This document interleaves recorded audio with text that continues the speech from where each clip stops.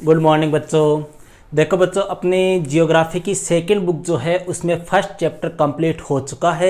आज अपने second chapter जो है उसकी चर्चा करने जा रहे हैं। सेकंड चैप्टर का नाम है भैया अपने प्रवास के कारण और उनका रिजल्ट या परिणाम। ठीक है, इस बिंदु के ऊपर आज की क्लास में अपने चर्चा करेंगे। हालांकि देखो, प्रवास जो है इसके बारे में अपने फर्स्ट जो बुक थी उसमें भी अपने काफ़ी कुछ पढ़ चुका है, इसलिए मेरे ख्याल से आपको इस चैप्टर में समझने में किसी प्रकार की कोई परेशानी नहीं होनी चाहिए। देखो भैया, स्टार्ट करते हैं अपने सबसे पहले प्रवास। प्रवास होता क्या है, प्रवास किसे कहते हैं? भैया प्रवास का मतलब हो गया, अपनी सीधी सिंपल सी भाषा में बात करें तो एक स्थान से दूसरे स्थान पर चले जाना। जैसे मान लो अपने राजस्थान के निवासी है, अपने राजस्थान को छोड़कर गुजरात चले गए, एमपी चले गए, यूपी चले गए, या अपने इंडिया को छोड़कर अपने अमेरिका चले गए, अपने चाइना चले गए, तो ये क्या कहलाएगा भैया? प्रवास कहलाएगा। ठीक है, अगर परिभाषा के तौर पर अपने बात करें तो किसी व्यक्ति मतलब किसी एक व्यक्ति या व्यक्तियों के समूह के द्वारा अपने निवास स्थान को, मतलब आपका जो मूल निवास स्थान है, जहां पर आप रहते आ रहे हो, जहां पर आपका जन्म हुआ है, उस निवास स्थान से दूसरे स्थान पर चले जाने की प्रक्रिया वही क्या कहलाएगी भैया? प्रवास कहलाएगी। समझ रहे हो? जैसे अपने भैया लोग जो है वो गांवों से रोजगार की तलाश में कहाँ जाते हैं? शहरों में जाते हैं, और शहरों में जाकर वहीं पर धीरे धीरे मकान बना के वहीं पे क्या हो जाते हैं? सेट हो जाते हैं, वहीं पर निवास करने लग जाते हैं। तो वो क्या हो गए वहां पर? प्रवासी। क्यों? क्योंकि उन्होंने अपना जो मूल स्थान था, मूल निवास स्थान था, उस मूल निवास स्थान को उन्होंने क्या कर दिया? त्याग दिया। इसी प्रकार से जैसे अपने महिलाओं में, महिलाएं क्या करती है भैया? शादी होने के बाद में अपने मूल निवास स्थान को छोड़कर दूसरे स्थान पर निवास करती है, ससुराल में जाकर रहने लग जाती है। ठीक है, तो ये क्या है? अपने प्रवास है। अगर सिंपल सी साधारण भाषा में बात करें तो एक स्थान से दूसरे स्थान पे चले जाना या क्या हो जाना? स्थानांतरण हो जाना, वही क्या है? प्रवास है। अब यहां पर देखो, कई बार क्वेश्चन आता है कि अपने भारत में इतने प्रवासी आए। भारत में जैसे मान लो 2011 के जो जनगणना हुई थी, उस 2011 की जनगणना के अनुसार भारत में लगभग 53 लाख जो है वो प्रवासी है। भारत में 53 लाख प्रवासी। आपको क्वेश्चन पूछ ले कि भारत में सबसे ज्यादा प्रवासी कहाँ है, कहां से आते हैं, तो आप कहोगे सर बांग्लादेश से, दूसरा स्थान पाकिस्तान का है, तीसरा स्थान नेपाल का है। ठीक है, या अपने यहाँ से लोग सबसे ज़्यादा कहाँ जाते हैं, तो आप कहोगे सर महाराष्ट्र जाते हैं। सबसे ज़्यादा कहाँ से जाते हैं, तो यूपी से जाते हैं। तो ये सारे आंकड़े अपने को कहाँ से प्राप्त होते हैं? तो भैया ध्यान रखना, अपने जो भारत में प्रवास के जो आंकड़े हैं वो हमें कहाँ से प्राप्त होते हैं? जनगणना से प्राप्त होते हैं। भारत में जो जनगणनाएं होती है भैया प्रति 10 वर्ष से, जैसे पहली जनगणना हुई थी 1872 में, लेकिन यह व्यवस्थित जनगणना नहीं थी। इसके बाद में व्यवस्थित जनगणना जो हुई वो कब हुई? 1881 में हुई। और तब से लेकर वर्तमान समय तक भैया प्रति 10 वर्ष से भारत में क्या होती है? जनगणना होती है। इन्हीं जनगणना के माध्यम से हमें प्रवास के आंकड़े भी प्राप्त होते हैं कि कितने लोग यहाँ से आए, कितने लोग यहाँ से गए। अब ये जो जनगणना होती है, इनमें प्रवास के जो आंकड़े हैं वो किन आधारों पर निकाले जाते हैं, किन आधारों पर तैयार किए जाते हैं, तो उनकी चर्चा अपने करते हैं। देखो भैया, जनगणना 1881 की जो जनगणना थी, अर्थात वैसे देखें तो भारत की पहली व्यवस्थित जनगणना है ये। ठीक है, 1881 की जो जनगणना हुई थी, इस जनगणना से हमें प्रवास के आंकड़े प्राप्त हुए। और यहाँ प्रवास के जो आंकड़े हैं वो किस आधार पर प्राप्त किए गए? जन्म के आधार पर। मतलब आपका जन्म कहाँ पर हुआ है, आप कहाँ जन्मे हो, आपका जन्म स्थान कौन सा है, इस आधार पर भैया प्रवास के आंकड़े निकाले गए। इसके बाद में भैया जो 1961 की जो जनगणना थी, इसमें जन्म स्थान के साथ साथ आपकी जो निवास की अवधि है, इसके आधार पर अपने प्रवास के आंकड़े निकाले गए। मतलब आपका जन्म स्थान तो है ही है, अब आप यहां पर निवास कितने साल से कर रहे हो, मतलब कितने समय से आप यहां पर रह रहे हो, कितने समय तक आप यहां रहे हो, इन बातों को भी अपने 1961 की जनगणना से शामिल किया गया है। तीसरा है भैया 1971 की जनगणना में भैया नई बात जोड़ दी गई कि पहले का निवास और प्रवास स्थान, पहले का निवास मतलब पहले आप कहां रहते थे, पहले आप कहां रहते थे, कितने समय तक रहे, और अब का स्थान मतलब प्रवास स्थान, यहां पर आप कब से रह रहे हो, कितने समय से आप रह रहे हो, इस आधार पर प्रवास के आंकड़े निकाले जाते हैं। क्लियर है। अब यहां पर अपने ध्यान रखना है भैया 1981 में भैया ये सिस्टम तो अपने सेम ही था, मतलब आपका पहले का निवास स्थान कौन सा था, पहले आप कहां रहते थे, वहां कितने समय रहे, अब यहां आप कितने समय से रह रहे हो, ठीक है। प्लस साथ ही साथ में क्या जोड़ दिया, प्रवास के कारणों को भी जोड़ दिया गया, साथ ही साथ में मतलब प्रवास के कारणों को भी इसमें जोड़ दिया कि आपने प्रवास किस कारण से किया है। जैसे महिलाएं हैं, महिलाएं अपने ज्यादातर जो प्रवास होता है वो किस कारण से होता है, विवाह के कारण से होता है। पुरुषों में ज्यादातर प्रवास जो होता है वो रोजगार के कारण होता है, ठीक है। तो यहां पर ये थोड़ा सा अपने को ध्यान रखना है भैया।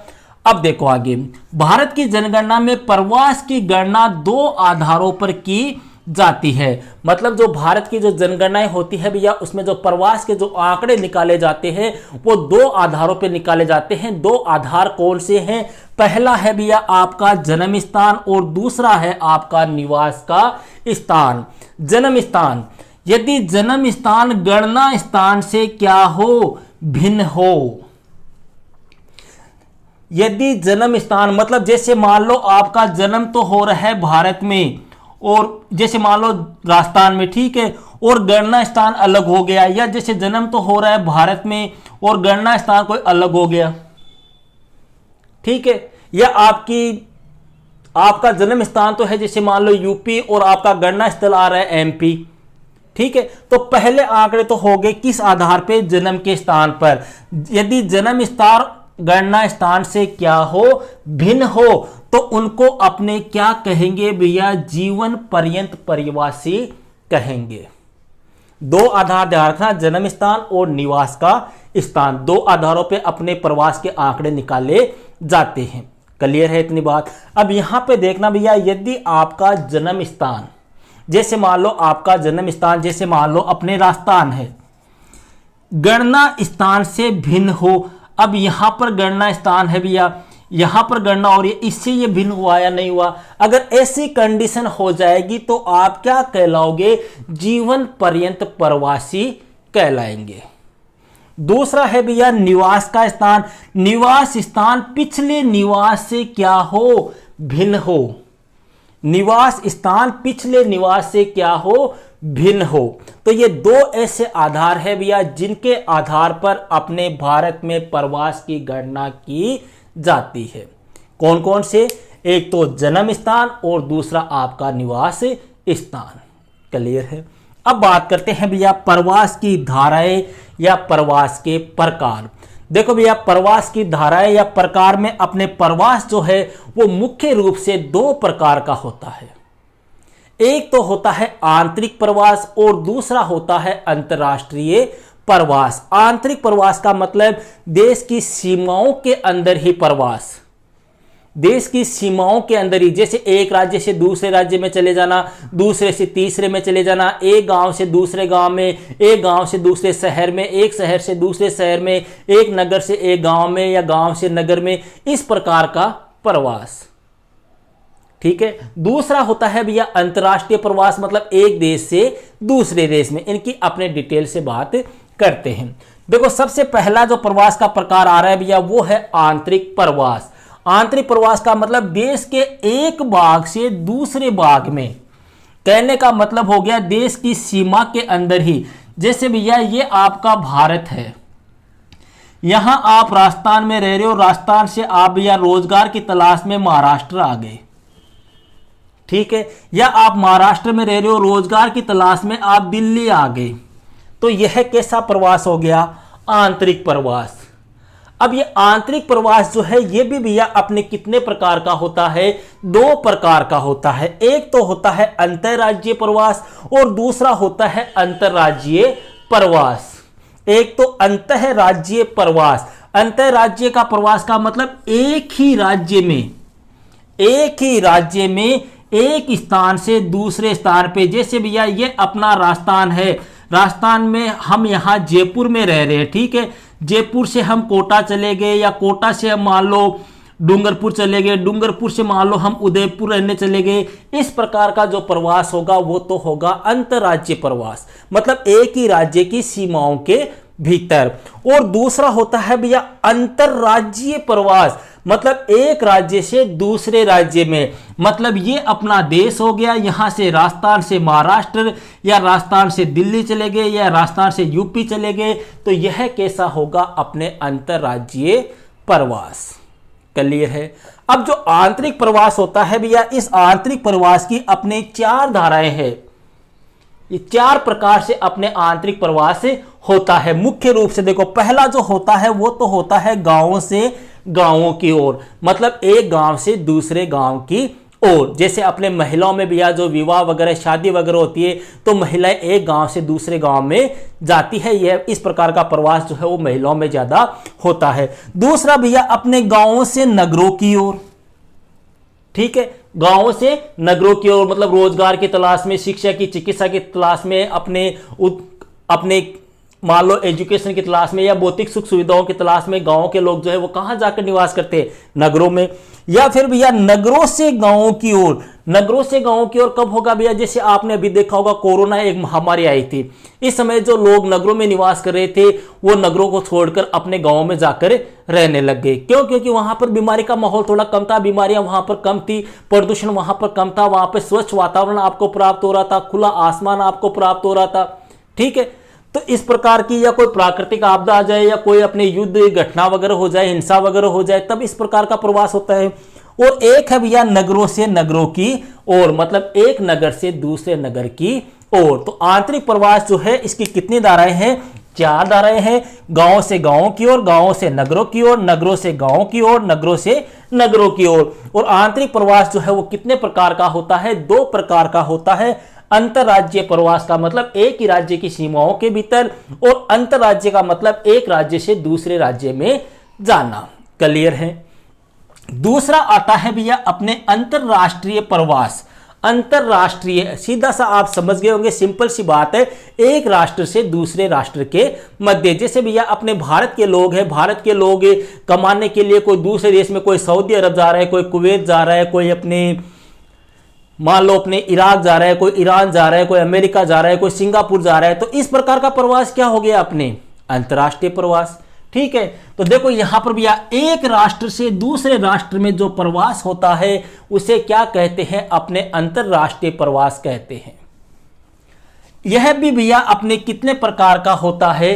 2 प्रकार का होता है। एक तो होता है अंतर महाद्वीपीय और दूसरा होता है अंतर महाद्वीपीय।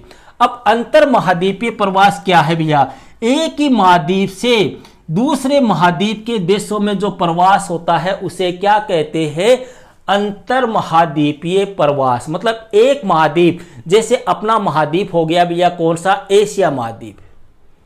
ठीक है, अब अपना महाद्वीप कौन सा है? एशिया महाद्वीप है। यहां से आप दूसरे महाद्वीप में चले गए, यूरोप महाद्वीप के आप किसी देश में चले गए, अमेरिका में चले गए, या ऑस्ट्रेलिया में चले गए, या आप मान लो स्विट्जरलैंड चले गए, किसी भी महाद्वीप के देश में मान लो, तो इस प्रकार का जो प्रवास होगा वह क्या कहलाएगा?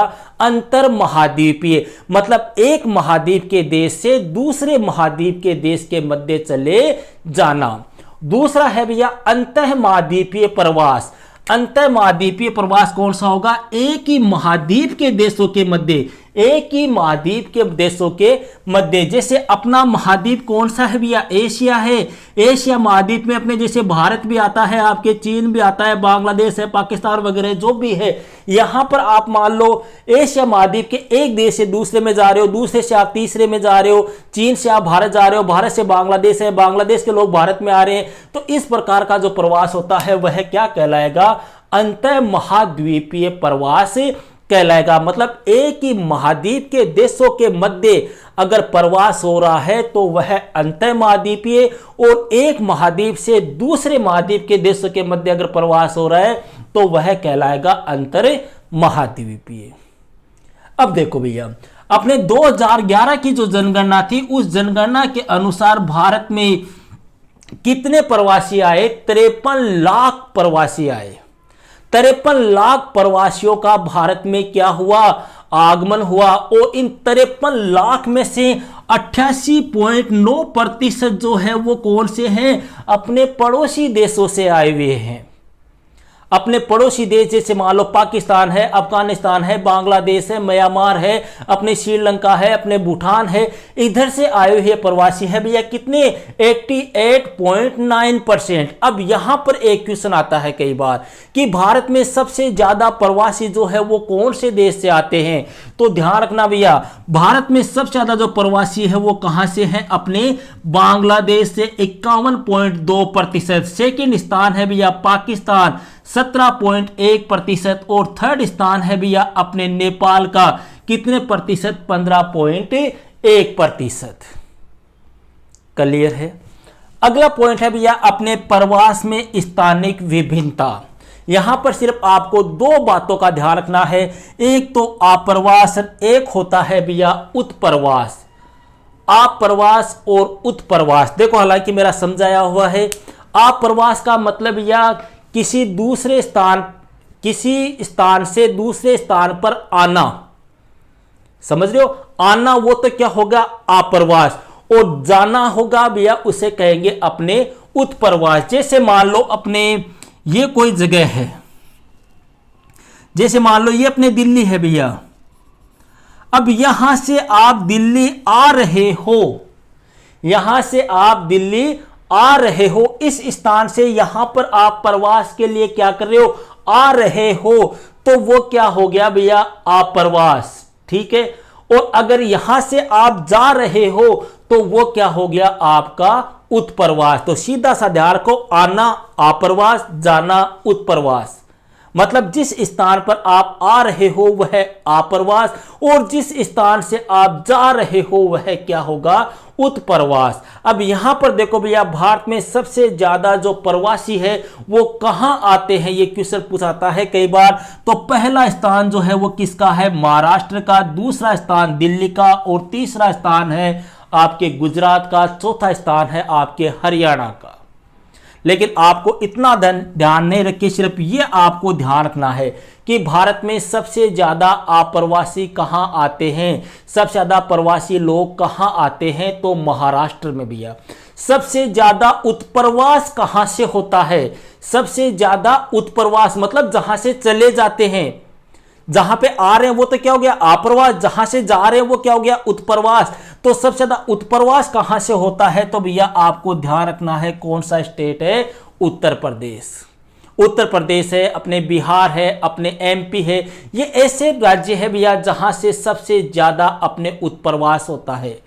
आप देखते होंगे अपने राजस्थान में भी आपने देखा होगा सबसे ज्यादा जो मजदूरी करने वाले, दिहाड़ी करने वाले, ये पुचके वगैरह, चाट वगैरह का काम करने वाले लोग जो है वो सबसे ज्यादा कहाँ के हैं, आपको बिहार, यूपी इसी साइड के मिलेंगे। तो उत्प्रवास सबसे ज्यादा कहां से होगा, उत्तर प्रदेश से होता है, आप्रवास अपने महाराष्ट्र। तो ये थी भैया अपने आज की क्लास। अब इस टॉपिक में अपने इस चैप्टर में दो टॉपिक अपने शेष रहे, एक तो है प्रवास के कारण और दूसरे है प्रवास के परिणाम, जिनकी चर्चा अपने नेक्स्ट क्लास में करेंगे। ओके भैया, दैट्स ऑल।